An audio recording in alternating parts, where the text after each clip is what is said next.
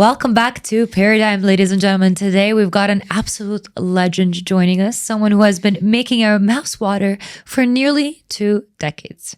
You probably know him as Mr. Taster, but today I'm going beyond the food reviews and getting to know the man behind the brand. Hubert Seppendam. He was actually one of the very first food bloggers on social media, starting all the way back in 2005, way before Instagram even was a thing. And he's built a massive following by giving honest, entertaining, and sometimes even hilarious reviews of restaurants all over the world. But there's so much more to the story than just food. So Hubert, thank you so much for joining us today. Thanks for having me.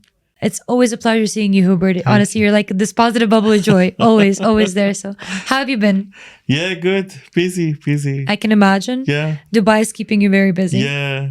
Enjoying living in Dubai and yeah. But listen, I love it should every be. second of it. It should be busy. Yeah, it's very busy. Very busy these days. Yeah. Good. So Hubert, as I said in my intro, I would like to really remove the Mr. and the taster and separate that. Remove the taster from the Mr. and just speak to you about, who you are as Mr. Seppendam today. Yeah. And I think my main goal, is to really have our audience understand who is that man behind, that presence that you give out on social media. So just to kick off the conversation, I want you to take me back all the way to your childhood, to your upbringing, and we'll start from there. Okay. My name is Hubert or Hamid. My Persian name is Hamid. Hamid, okay. My British name is Hubert. And Seppendam is my surname, which means white name. I come from a family that they're like, my dad is a professor and my mom used to be teacher, and she had a school, and I've got 2 brothers, and that's it. I was born in England. All right. Yeah, UK. I was born in Manchester. I left the country when I was 5 because my dad finished his PhD, and he moved to Iran. So we had to move to Iran as well. Thank God you didn't get that Manchester accent. I wouldn't understand you then when we're speaking. I'm joking. It's a very specific accent. Too many reality shows, actually, UK reality shows that I watched. When I moved to Iran, I forgot English because my first language was English. But when I moved to Iran, I forgot English completely, absolutely nothing. I couldn't speak after 10 years. But when I moved to Iran, my dad was teaching in uni and my mom was teaching in a school, but the whole scenario for Mr. Taster started after uni because I was in a conference in London called SES, Search Engine Strategies, and when because I was a SEO guy, I was doing search engine optimization. The fancy word that we all use today. When I went to conference, I saw everything changing to social medias. Already back then you realized that. Exactly. So I remember because I went to speak to Leanne Evans. She was my teacher in the conference. And I asked why people are not liking my post, because I was posting about marketing, because I was Google certified. I was doing marketing for Barclays House. I was doing marketing for Credit Plus, which was car finance company. So I said, why they don't like my post? And they said, find what people like. And it was here till I went to a restaurant. I had a baby octopus and I put a post in my Facebook, 400 likes. I said, yes, this is what people like. This is what people want to watch. Exactly. And I found one of my staff, Ara Ohanyan. He was from, he was Armenian. And I told him that choose a name because we want to start to review restaurants. And when I started, to be honest with you, I didn't know anything about food. So really? I just started it. It's a shocker to hear that. Yeah. I didn't know anything about food. So when I started, I said I knew that something gonna happen. You could separate meat and fish. Yeah, for example. I mean, it was my experience as a person that loves food. Right. I said, okay, let's start it, and I will write about my experiences about the restaurant. So anyone trust me? Okay, welcome. Anyone don't? Okay, just don't follow. And I started. It was all video formats, right? In the beginning, no, it was photo. Photos. Yeah. I was putting albums in Facebook, and I started with one restaurant. It was called Dumahiv, which means two fish, and it was All in Iran, right? Only two people could go to that restaurant, and they were bankrupt because only two people sitting in the restaurant, and it was a like big queue outside. And once two people finish after 1 hour, they go out. The other two came in. You basically have a private dining experience then, or what? It was almost private. Was dining. it done on purpose, or it was genuinely just badly organized? It was a small shop, so they couldn't do any better. I got it. Okay. Yeah. Okay. So I remember that restaurant. So I started with that restaurant. I put it in my page, and then I had a conference, because I'm organizing the conference. Of course, you know that. Yeah. And we enjoy your conference. Yeah, thank you so much. So I ran a conference. I spoke about it, and then one person from Asia News Finance, Mr. Jamshidi, rest in peace. He died 6 months ago. He phoned me and he said, "Hamid, come to my office because I need to talk to you." And I said, "Okay," because he listened to my story in my conference, and then I went to his office and he said, "One day you will be Dushman or Louis de Funès." And he was, of course, you know that he was a food critic, and he had a film, and he said, "One day you should be like him, and if you eat in that plate should go, the price should increase." And I said, "Okay." And he said, "From now on." Sounds interesting, yeah. Yeah, I had one page in Asia News for almost 10 years. I was writing about restaurants. I was a food critic as well. So every time I was going to a restaurant, if I didn't like it, I was writing it. Many times I went to police anyway, but I wasn't scared. I was crazy. I was writing exactly what I was thinking about that restaurant or that food. Which is extremely important. It was really important, and every time police was calling me, I didn't care. I was going there. I was many times I went to another city to go to the police, right, and explain why I wrote really bad stuff about that restaurant, and I wasn't getting any money from any restaurant. I swear.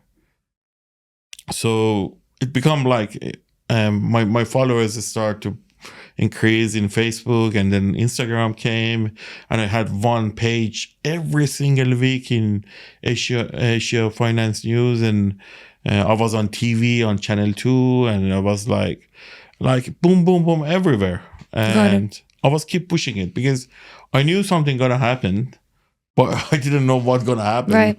I was just hoping. Would you say that one phone call changed the difference? It wasn't only just phone call, because Asia News was helping Mr. Taster. It wasn't like the whole story, or right. Yeah, but Mr. Jamshidi, he really helped me in that. That moment, because he phoned me, and having a page for 10 years in one of the most famous newspapers, it was a big thing for me. Yeah, but I was on TV also. I was on social medias, and like my Facebook was getting crazy amount of followers and numbers, and I had 160, 70,000 10 years ago. 10 years ago, having 200,000 on Facebook is like crazy. It's incredible. So I was keep pushing. I had my caricature. I was traveling a lot. I was traveling to London to make videos. I was traveling to Iceland to get video from the Vale. I was crazy. I tell you something funny. I traveled to Bodrum to see Nusrat, and I didn't have money in my pocket. I just traveled. And then I saw my friend in the airport. Following a passion. So I took money from him. I borrowed some money because I didn't have credit card or debit card on that time, because in Iran they are on sanctions. Right. And so it was a very difficult time, but I was keep pushing it. 100%. Seeing Nusrat, seeing Burak, going to see like different chefs in different countries, finding different foods in different countries. So I was keep pushing it. But for almost 8 years, 9 years, I didn't earn a single penny from this character. I was just pushing it. Because I had my company called Must have Caspid. been very challenging for you. It was web design company. So I was earning money from Caspid, and I was putting money on Mr. Taster. I was Because you believed in the persona of Mr. Taster. I knew something gonna happen. Something I was would be sure there. about it, but I didn't know when Right. and how. So I was keep pushing it. But I guess a big support to a persona really coming to life on social media is marketing. And you are that marketing expert, right? So tell me, how much was marketing important, let's say, in your journey? How much is it important for us, the way that we see something and perceive something compared to what it actually is? A lot of the times there are big differences, right? Yeah. But these days it's as if this became the norm. So tell me, how important was marketing I tell you for you in something. this journey? I was born as a marketer. Even Right. when I remember when I was like, Sell me this cup right now. Go. I'm not sales, I'm marketer. But I remember when I was even 6 years old, 7 years old, when I was going to a school, I knew I'm different. I knew how to do something to... In your own way. Yeah, seriously. Because my face was different, my hair was different. And I knew that from like very beginning. Like You were born like this, or you had some more hair before? I had more hair, of course. I'm joking. But I never changed it because it's part of my brand now. It's you, yeah. Yeah. And so I think marketing was really helping me, because when I started even Caspid, my web design company, I was putting lots of money on my brochures, on my marketing. I was doing PPC, pay-per-click on Google advertising. I was doing lots of email marketing. I was doing banner marketing, because on that time this kind of Print stuff was was very really important. But always I was putting lots of money, and even I had a billboard. I did a billboard, 2 billboards in Tehran. Only my face. It was first billboard in the world that had nothing on it. Just your face. Just face, yeah. And the glasses. Yeah, and I remember somebody told me, like, even Ronaldo, if he wants to put his photo, he put his name or his brand or whatever he was going to advertise. But it was like, they were talking is too much, because you think you are so famous. But I didn't care, because I knew my face. Anyone see my recognizable. face, they will remember. They will remember it. So I knew that. But also in a way they would be interested. Okay, why is this guy placing his face on the billboard? Who is he? You know? Yeah. They would want to search you. I would want to know, like, okay, who is he if I didn't know? I remember we didn't have permission. So we just put the billboard. And I remember my friends phoned me and said, Hamid, they're phoning me from the government. They asked me to take it down. Oh my God. Yeah. After 2 weeks, I said, keep it 2 days. Keep it Please. 2 days. So 2 days, it was 1 week more. And then he phoned me. He said, Hamid, I can't keep it anymore. So I said, okay, God. take it down. How did you deal with all these challenges? I mean, it was difficult during the 80s, 90s in Iran. It wasn't... Lots of challenge, but I liked challenge on that time. So I remember I told to my friend, listen, 3 weeks, 1 billboard, just my photo, that's enough.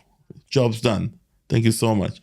So, and did you see an increase in your following simultaneously? Even in my, I had a party at my home, and my friends all gathering, and I was like, everyone talking in my party that, was it right to put a only photo on the billboard or not? So I was like looking at them. You and just sent me saying, this picture. Why they are talking about my billboard in my party?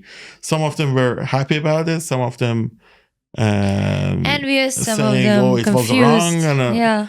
And I was saying, okay, as far as they were talking about it, it's a big success. 100%. Yeah, and I think marketing was really helping me in this career. So right. I did crazy stuff like my billboards or my TV. Even I acted in one film called Pastorioni. So I always telling everyone, when I started, I didn't know anything about food, seriously. But marketing helped me to present Mr. Taster, and I was a good presenter. Even I didn't know how to film, I didn't know how to take photo, Talk or but I made the experience like. Your videos are very organic from what I noticed. You know, like you don't care about the way you look when you eat. You don't care about what you say in the moment. It just comes out of you naturally. Yeah. And they're very raw. Yeah. But this is exactly, I think, what catches the attention. I think one of the thing that really helped me is when I film food, I do it from my heart. That's why I believe that Mr. Taster is really different to other food bloggers. It's as if it's your last meal. Sometimes I cry. Oh, wow. When I go to a village, seeing a old lady making a food, I cry because it brings emotions. I'll do it from my heart. Like I'm going to a place that it made me crazy. I don't know why, but it's something that is so simple and so general, which is eating food, right? We all eat to survive. It's part of our daily routine. But then you realize how many people maybe don't have it, or the way that they eat, and you get into much deeper pictures. So I completely get where the emotions come from at that point, because, you know. And I think the main reason is when I go to a village, or when I went to like Afghanistan. And even some of them they're really poor, but they're trying to make you happy. Right. So one of the reason is that. One of the reason is like food is art. For sure. So and as I said, and anyone talking about like food is a peace language, but I really think food is a peace language, because you can see we all do it. You can see anyone you like in the world with food. Mm-hmm. Even I have many phone calls or many messages from like big guys in the world.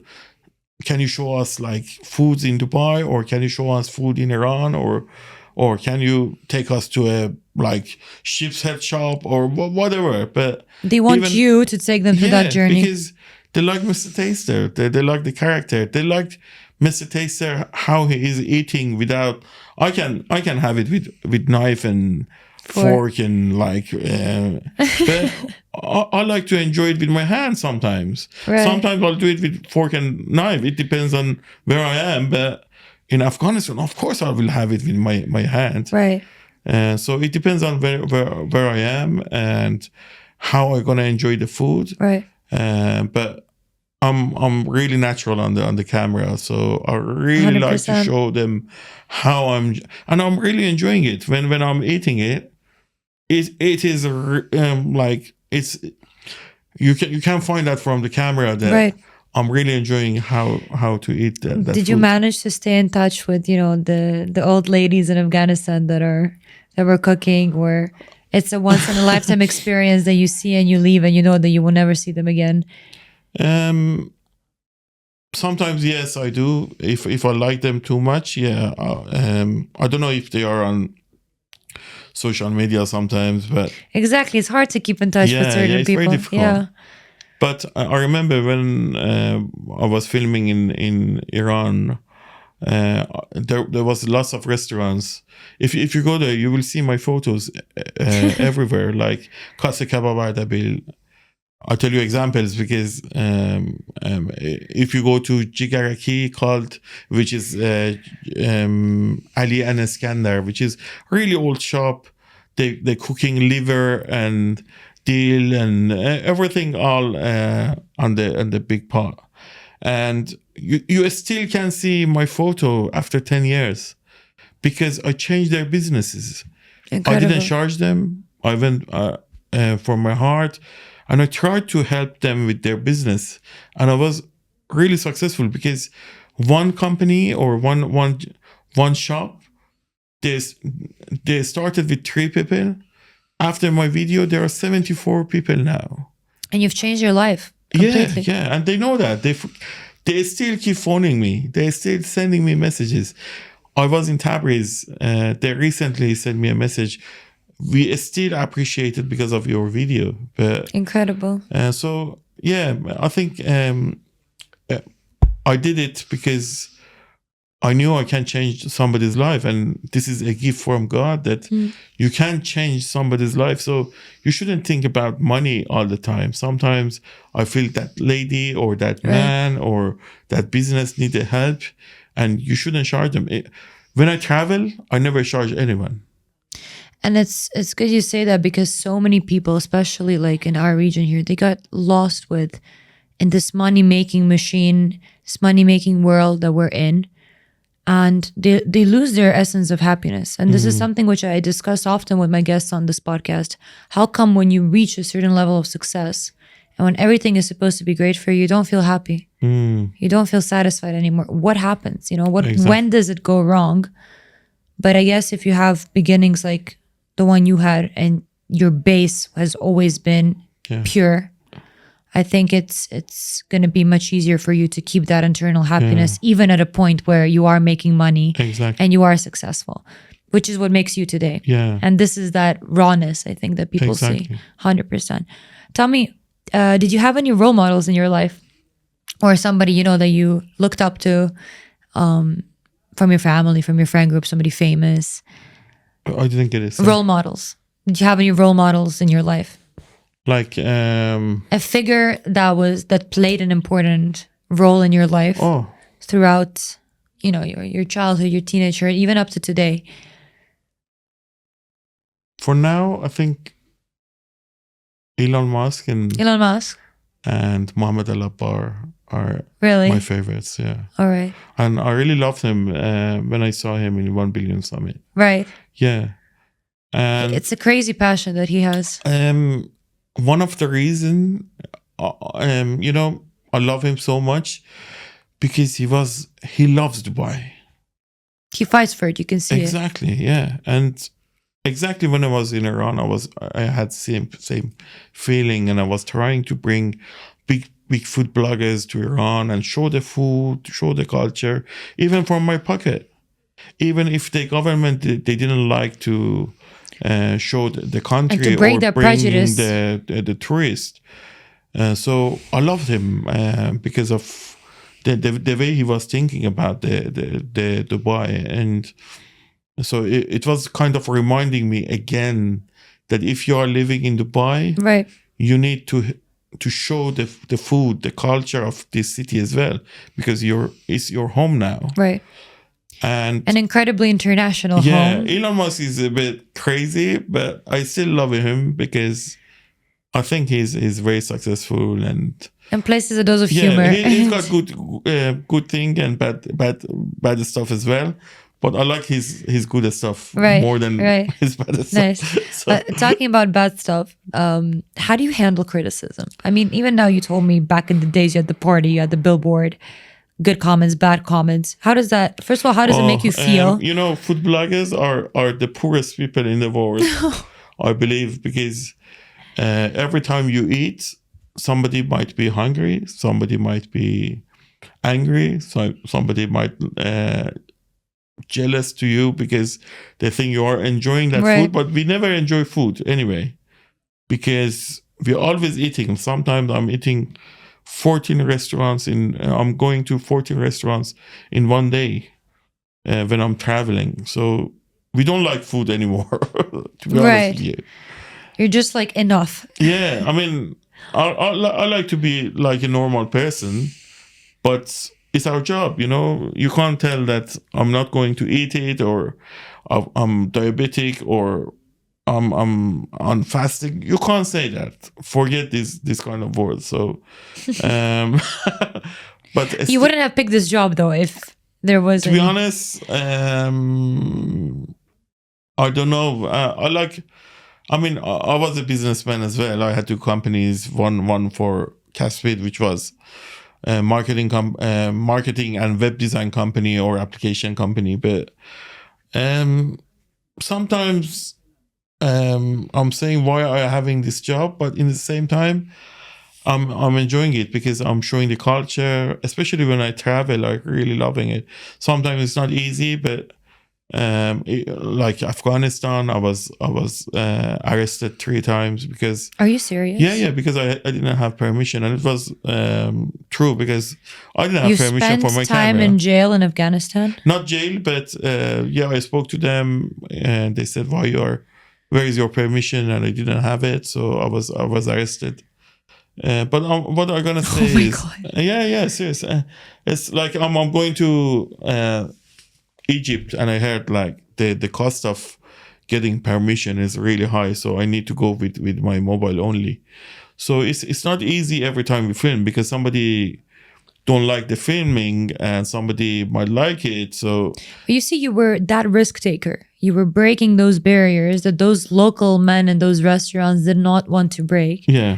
And you were there for them.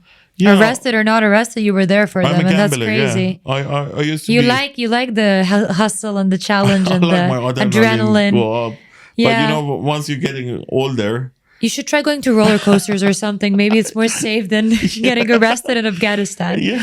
Oh my God. But Okay. I mean, it was fair enough. I mean, I'm not saying it was wrong or whatever, but So you because didn't spend the I night. should have permission, even in my country, or They would have even- never given it to you. Yeah, though. if you want to have a big camera, you should have a permission. But I didn't have it because it takes time. Sometimes they don't give it, and so I had it, and I was arrested. But I'm loving it when I coming out, when I'm seeing what video I've got from the Afghanistan, I'm saying Right. yes, I've done it. And you're And literally the only one of the only ones that did it. No, and I was one of the food bloggers. I went to Afghanistan anyway, but now when I go to anywhere, I see any Afghani or any Pakistani, And you're like, they hey. come and they hug me, they kiss me because they're saying that nobody has shown our country or our culture or our food like this. Right. Because all the press are all negative about some countries and political wise or whatever, like what you said about the Serbia. But when I go to a country, I'm going to find the best food, the best people to cook it, and the kindest people and the culture, and showing all to the world. It doesn't really matter if it's my country or Make not. the best review out of it. But when I'm going to a country, I feel I'm an ambassador of that country for that Amazing. moment, for that day. So that I'll do my best to show that. And that's why when I come from Saudi Arabia, I can see many people, like last night I was in top 50 restaurants and 2 ladies came and they said they're from Saudi, we love you so much. And I was like, oh my God, I've done a good job That's so in Saudi cute. as well. Yeah.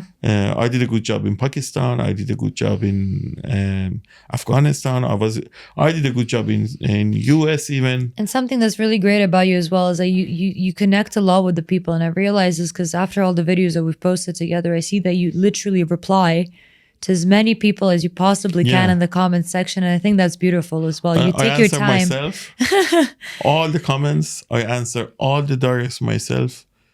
And I'll really put time for the people. Even sometimes they saying we are in Dubai and we are looking for a restaurant. I'll send them a list. Or if they send a message, we are in that country. We are Right. looking for. If I know where to go, I will tell them. You will tell them what to And do. sometimes even they phoning me and they said, my children want to see you. I said, okay.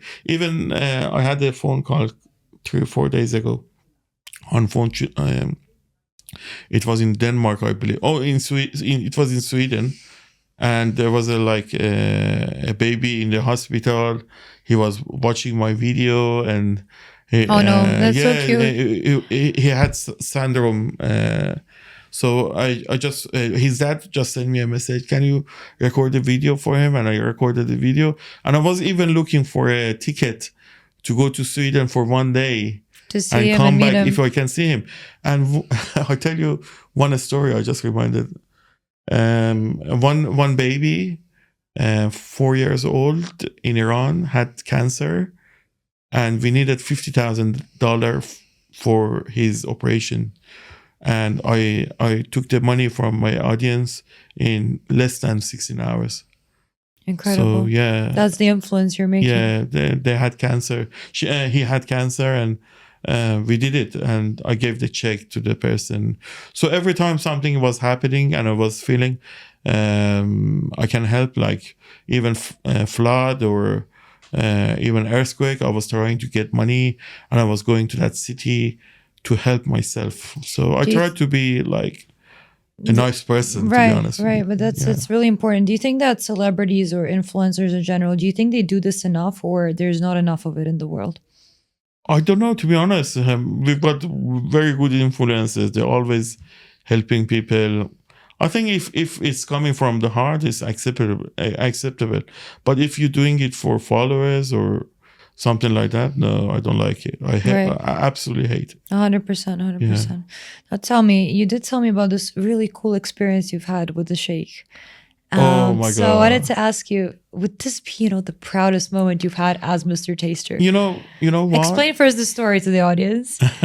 I don't want to give that away, but just tell me after, was this that proud moment, I was really proud because when they from Sheikh Hamdan's office, they phoned me and they said they want to have like pure Persian experience, pure Persian food experience for 40 people.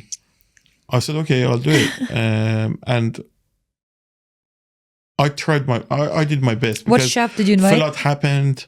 It was like all the flights was banned from Iran to Emirates. So I brought the meat like 12 hours before the event. And my wife's sister brought it in her hand. And I remember one day before, I said, okay, I can't bring the meat. And I was sitting like this, and I said, look, it's a one-time chance. If you take it, you are the winner. You need to find a way. I found it, and I phoned a restaurant. I said, have you got that meat? He said, yes. And I phoned Parnaz, my wife's sister. I said, can you bring the meat? And I didn't tell Pekka because I was sure she's going to be stressed because of the amount of meat she was going to bring it. How many kilos? It was almost 50 kilos. Oh my God. Oh my God. It was crazy, yeah. Yeah, can you please bring me 50 kilos of meat? Yeah, sure, honey. For who? Sheikh Hamdan.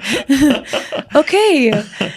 That story escalated quickly. Yeah, and I brought 3 chefs, one from Kuwait. I knew that he's serving lots of sheikhs, so he was experienced. I brought another 2 from Iran, and I brought the saffron from northeast of Iran. And so I did my best just to make a very good Did you enjoy the food in the end? He really enjoyed, and the most, when I met him, he said, oh, Mr. Taster. And he came to me, and 30 seconds before, I learned how to do saying hello with the nose. Which is? It's like when you're shaking hands with Emiratis or locals, they putting nose together. I don't know, they touching the nose together. Have you done this with Sheikh Hamdan? Yeah, I did it with Sheikh Hamdan, and unfortunately, nobody was there to take a photo or video. Incredible. And he said, I love Iran. And I said, I love Dubai. And thanks for giving this opportunity. Maybe that moment should have been kept as a personal, thing between you two without a photo. But that's incredible. Yeah, I'm sure I'm going to meet him again. And I love him so much. And I love the whole, Dubai, Sheikh Hamdan, Sheikh Mohammed, what they've done for the country. It's incredible. It's incredible. And for me, like, serving Sheikh Hamdan was like one of the biggest moments in my whole life.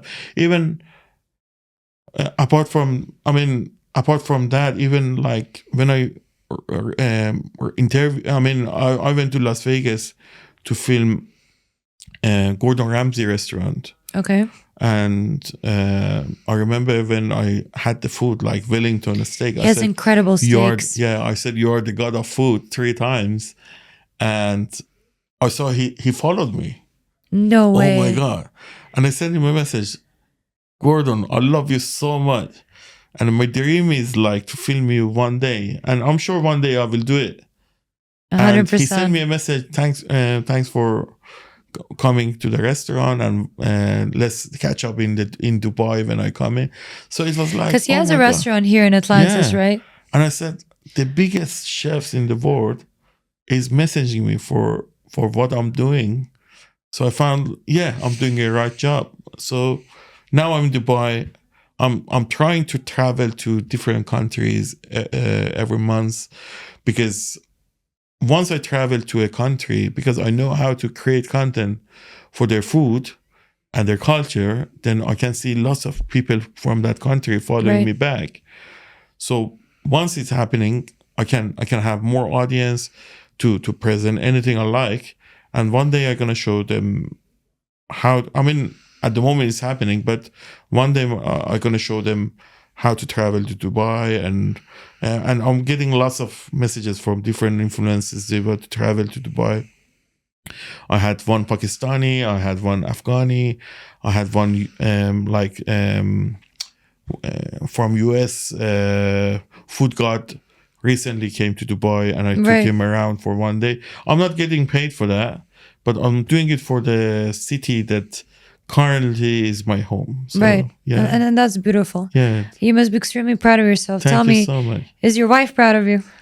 She's so lovely. But I'm proud of her as well, because she always supporting me with all this stuff. And it's not easy to be like a celebrity or a food blogger, and your mind is running 1,000 kilometers an hour. But she's always supportive. She's helping me with the filming, with the even with events, my new application. Oh yeah. She's putting all the data, and you should see her face. 12 in the morning. I mean, she was putting lots of data. Oh my God, God on bless the application. her. But she's very supportive. God bless her. Yeah. How did you explain to your parents what you're doing? Actually, my mom sometimes phoning me, and oh, God bless her. Yeah, I haven't. She must be extremely proud of you. I haven't seen her for 2.5 years because I can't go back, and she can't come. So it's very tough, but it must be very difficult. Proud. I'm sure she is, and I'm sure we're gonna find a way to bring her here one day. Thank you. 100%. And my dad is proud too, because he's. I did my best, to be honest, and I did the conference. I did the mystic taste there. I tried to be a good boy. And you know what I found extremely beautiful when we had that very first interview at your conference, and I asked you, the worst food you've tried in the world, and then I asked you what's the best food you've ever tried, and you said your mom's cooking. I thought that it was an extremely beautiful moment. Video, but she's not a very good cooker. Oh, God bless. It's the emotions that you feel probably when you eat her food. Every time I saw the steam coming out of the kitchen, I was finding that it's burning. But oh, God bless. I wish I could have one bite of that burning food. So I'm 100% certain you will find a way, Hubert. It will happen. You've manifested so many things in your life with your hard work. And I'm sure God will find a path for this as well. So we're all going to be praying for you. Now, tell me, I want to move on to more, let's say, casual and positive food topics. A lot of questions even came through the audience. Everyone's asking me, what's the craziest thing he's ever eaten? And I think that was a question that just kept recurring 10 times. So tell me. I can't tell you. Craziest thing you've ever eaten. Do we need to beep it if you say it? Yeah, you should beep it because it was donkey penis. Oh my God. Yeah, in China. Yeah. So beep it. If you can compare it to anything in the world. Because I'm sure I'm not trying this. I tell you, it was like they were selling 3,000 sandwiches every day. And it was delicious. But if you were like biting it and thinking what you're having, it wasn't good. So you knew what you were eating. But our respect to all foods that people having it. Like we're having chipset, and every time I'm putting in my pay, somebody's coming saying, "Oh, it's disgusting" or whatever. But every country having something strange, like China, or even when I traveled to Vietnam, we had like baby duck, 18-day duck in the egg, and balut. They call it balut. For me, it was disgusting, but I was having it, and I was saying, "Oh, that's so you had delicious." To keep a straight face, because we respect. And the chef is looking at you like, "Do you like it?" Yeah, I mean, every time I'm about to call the police and the ambulance, but I love it. Oh my God! That's why when I travel, I try to respect first to the people, first to the food, because it's their food, it's their culture. Even when I went to Saudi, they were having camel. I know that many people didn't like it, but I loved it because it's their culture, it's their food. The normal parts of the camel, right? I mean, I think all the people. No, I've never tried camel. It's something that I want to try. I would tell you that try it in Saudi. In Saudi? Yeah, because the way they cook Have you tried the milk? The camel I tried milk? direct from the stomach, yeah. Oh, like, I don't want to show it. But that was okay. Yeah, it was good. It was good. Okay. Yeah, it was so interesting. Sweet, interesting. Yeah. So tell me, what's next for Mr. Taster? What's next for Hubert? Some sort of goals, aspirations that you're looking forward to, in the coming year? Because in the content creation world, you constantly need to be at the top of your game, innovating. I call this entire podcast paradigm because, there's this shifting paradigm constantly happening, especially in Dubai. So what is next for you? For me, at the moment, I've got 4 million followers. I knew I can have much more, but something happened during my journey. So I had like 200,000 unfollows in one day because I watched one football game. Please tell me that story. What happened? Yeah, it was like some political issues in Iran, and because I watched the game, then 200,000 people unfollowed me because I watched that game, and I paid $13,000 to watch that game. But yeah, it's crazy. But I know I could do much better. But now I'm Would you not post it? Now looking back, would you still? If I go back, I'm still going to watch football because you still would have watched it. I'm crazy about football. I tell you. You ask me about Taremi or Sardar Azmoun. Because we had a question come through about Taremi entering into. He's shining in UAE, and we are proud of him. He just met Sheikh Mohammed, and Taremi is shining in Inter Milan as well. So. I'm a football fan. Whatever happened, I still going to watch football. And I used to be a football player as well. What's your favorite team? Who do you support? Of course, Real Madrid. And the football player is I love Ronaldo. I love Ronaldo. Did you ever fly to Saudi to watch his games now that he is here? Not yet. I watched his game against Iran, Portugal, and Iran. Okay. In Russia. I used to live in Russia at the time. He's 40 years old now. But tell me, was that when Portugal won? No, it was 1-1. But who won that World Cup? No. It wasn't. It was they won Euro. They won the Euro Cup. Okay, I mixed that up then. Yeah, but I was living in Russia at the moment. It was absolutely beautiful environment with all the fans and the Kremlin. It was like genuinely one of those moments that I will remember forever. Yeah, that World Cup was crazy. So you came to Russia. I loved it. Yeah, I went to Russia. I went to Qatar, but Qatar people said you shouldn't go because of the issue that happened. And people should mind their business. But I covered my face for the first game, but for the second game I didn't. And then, but even though you for your first breath, I guess you took in the UK and stuff, and you still you never supported any British team. I do. I mean, I do support England as well. But Iran is always for me, your country. Iran and now Emirates. Right. But did you ever feel like you've had that split identity in a way, or I have I'm originally from Iran. I'm living in Dubai. I was born in England, so I've got almost 3 nationalities. I feel you. Yeah. So no, I love all 3 countries, but for me, right now, UAE and Iran is my priority. Right. That's how looking back at that entire journey that you've had, in the last 20, 25 years, what's been the most rewarding part of it, in your opinion? What's something that, drives you every day when you wake up? I think the part that I'm showing the food for each country is the most important stuff I'm doing. And when I see like businesses that they are struggling with the customers, and then I can go there. And there's one simple way of solving that. Yeah. I, I know I can do much more in Dubai, but still I'm new to the country because it's been only 2 years that I moved here. Imagine you in a decade. Yeah, That would be crazy. If because and you know Dubai is expensive city. You can't work hard and have a good life. So I'm sure once I get to that level that I Right. want, then I can help many businesses that they are struggling with earning money, and because it's about creating jobs. You know, when three people you can help a restaurant to increase their staff from 3 people to 75 people. That's a big job. And also I'm sure I can help many people.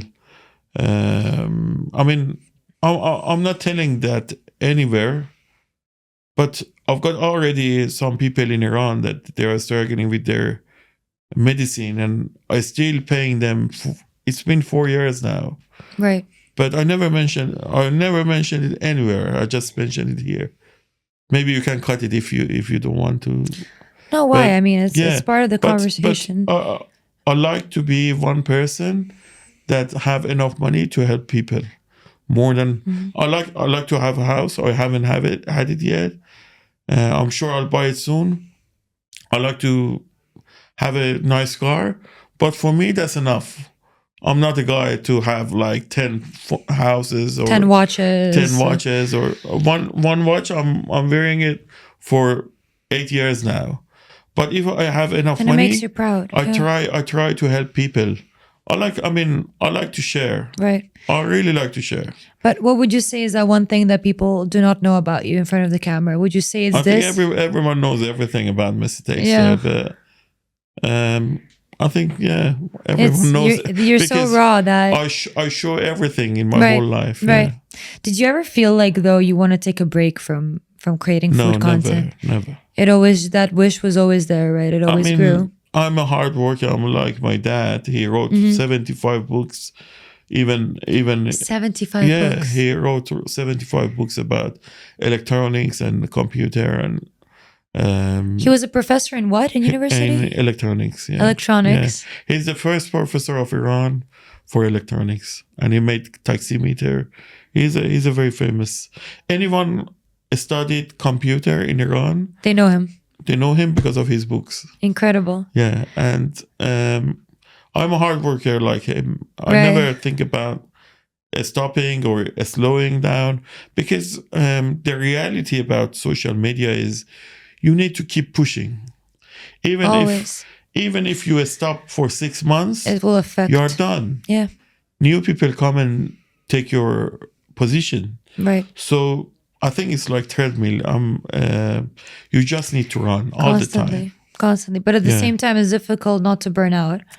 And you always have to balance, that Yeah. mental health. No, when But you I'm love what you do, working, right? So you're I feel fine. better. Right. So that makes you feel Even better. our travels with my wife is it's about working. We never. I mean, we are enjoying more with working than having rest or something like that. Right. Beautiful. We are not workaholic anyway, because we are having fun every single night. Right. But it's super important to love what you do. Yeah. There's so many people that are just unhappy. No, we love it. And earning their money, but just waking up, struggling. So you need to wake up without the alarm when you want to go to work in the morning. You really need to love it.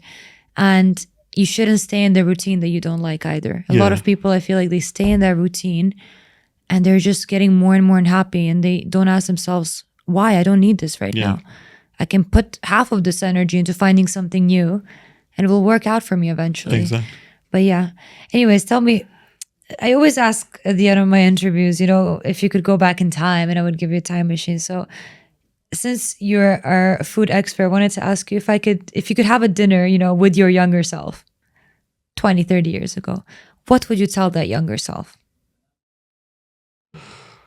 Oh, just be consistent and just find what you like. I mean, because if you love your job, you'll be successful. Even if you do something and you're earning good money, but if you don't like it, or if you don't love it, then I can't. I mean, I can see many people, they are rich, but they are not enjoying their life because they don't like what they do, or many people even 100%. yeah. So I think just find what you like, because I remember I was studying computer, but I never enjoyed it. I studied like how to code, like Useless things. yeah, like C++ or whatever. But I never, I was never enjoying it. So I started my web design career. I loved it because I could do marketing. As well. Yeah. I wasn't doing web design. I was employing people to do coding, and I was doing marketing. So I found I love marketing, and then I found I love food. Right. So I used marketing and food together, and then so I think they need to find out what they like. But do you think there's certain misconceptions that people have about marketing? Some myths, or you would say things are pretty clear? I didn't get it. Do you think there's any misconceptions like in marketing in general? I don't know, like a lot of people, especially entrepreneurs, I can take my dad as the first one who's created his construction, let's say, company 25 years ago. He never believed in marketing. He was never the type of person who wanted to, let's say, invest money in it. One of the problems I found in Dubai is, as an example, I say, like restaurants, they're paying the marketing agencies to pay the bloggers to make video for them. But they pay marketing agencies for bloggers to make, okay. Yeah, and instead of making it, it's not going to work because marketings are looking for the lowest budgets for the influencer. Mm-hmm. You know what I mean? They don't care about if you are going to be successful or not. They're just getting the budget, and they split it to different. And the rest goes in their pocket. Yeah, and you can see the result is not going to be right. You know, the result is not going to be a nice result, because the food blogger knows he should go there for 5 minutes, take the video, or half an hour, or 1 hour, or whatever. But you know, increasing sales or doing marketing is like about the tactic. Yeah, about the tactic, and it's important to know. Like, nobody asking us how many posts we need for getting more sales or more followers or more viewers. Nobody asking us. They're just calling us like how many posts they want, and you should come this day and film it, and khalas. So one of the things I think marketing is really important, but in a good way. Right. If you think about just spending about the spending for the sake budget, of spending the budget, but it's not going to work. So that's one of the problems. And what about content creators? What sort of advice would you give to content creators? Since you know all the content creators these days that, let's say, have similar amount of following to you, they're all most of them are recent, right? Since you've been in it for 20 years now, what sort of advice do you think I think would be important for them to hear? Because I can see many of them even they have problem with storying somebody. They lost their soul, you mean? Yeah, I mean, just try to be generous, like helping other people as well. Make sure that you're consistent. That's the most important thing. Like last night, I phoned my staff and I said, "Why YouTube haven't got a post?" And she said, "Because it was because I was outside, so I put the post myself." And I said, "Look, whatever gonna happen, you need to post. We should have 1 post a day on YouTube. We should have 4 posts a day on Facebook, 2 posts a day on Instagram. Whatever happen, even if I'm in the hospital, I will do it, or my staff will do it, or my wife will do it."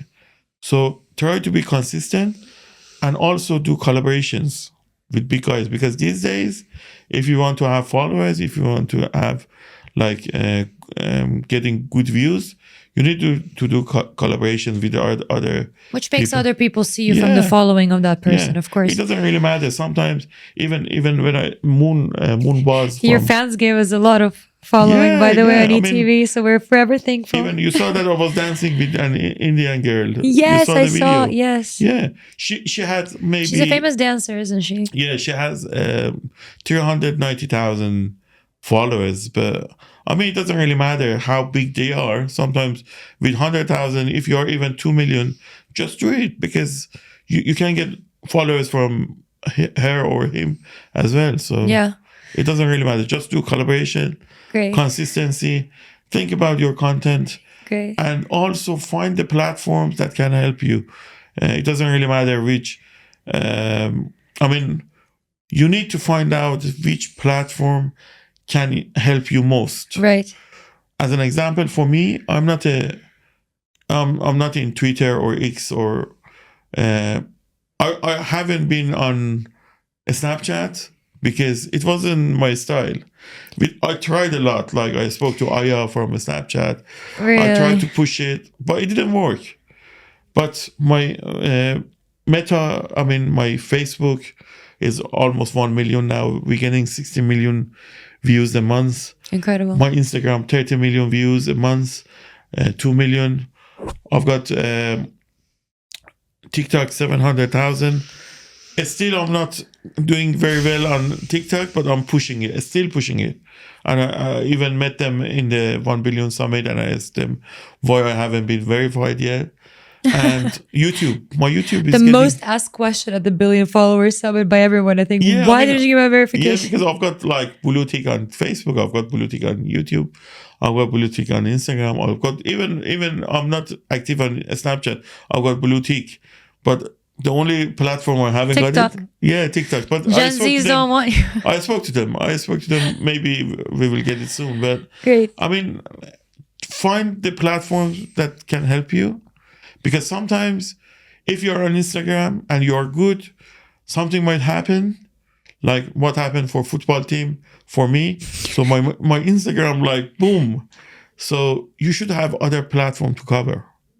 So try to be multi-channel. Don't rely on one platform only. 100%. And based on your personality, find a platform that can help you. Right. And also consistency. Yeah. Right. Well, all influencers, I'm sure they're going to be tuning into this podcast to listen to your advice. Hubert, you're an absolute angel. Thank you so much for coming over to Paradigm. No, thank you. And it was great actually listening to the story, of what made you and how you grew up and where the motivations came from. And so it's always beautiful to hear the stories behind the presence. And we also wish the best of luck to Mr. Taster and to many more videos. We're keeping it consistent.